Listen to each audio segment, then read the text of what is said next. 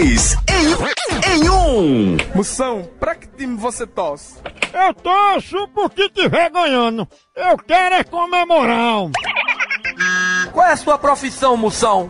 Desde pequeno que eu converso uma merdinha até hoje. Papai trabalhou tanto que eu já nasci aposentado. Moção, você pesa quanto? Depende, minha príncipa. Se eu tiver excitado, eu aumento 2 quilos. É pequeno.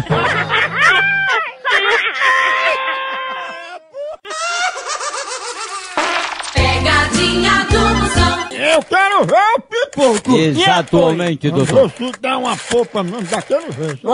Será, hein? Chama na grande, chama. Homem.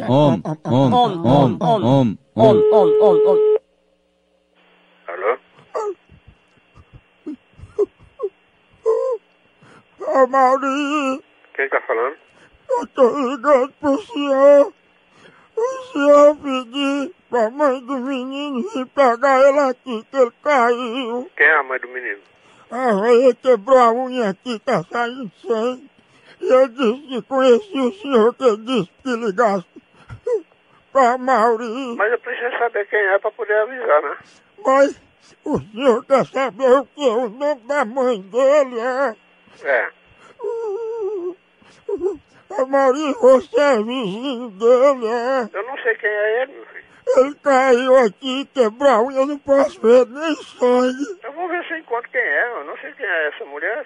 Maurinho, você não tá na casa dela. Vai tomar banho, rapaz. Eu tô na minha casa. Meu Deus, ela não tá aí, não. Quem é que tá falando? Ai, ainda bem que atendeu aí uma pessoa com calma. É porque a Vilas está dizendo aqui que achou sua chapa dentro da fossa da casa dele. Vamos lá tomar no c... Caba sem vergonha. Ele já tá lavando ali. Cara de ra...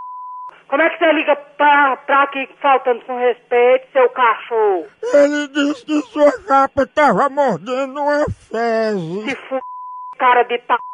Era uma fezes bem molinha. Bicho da cara de p...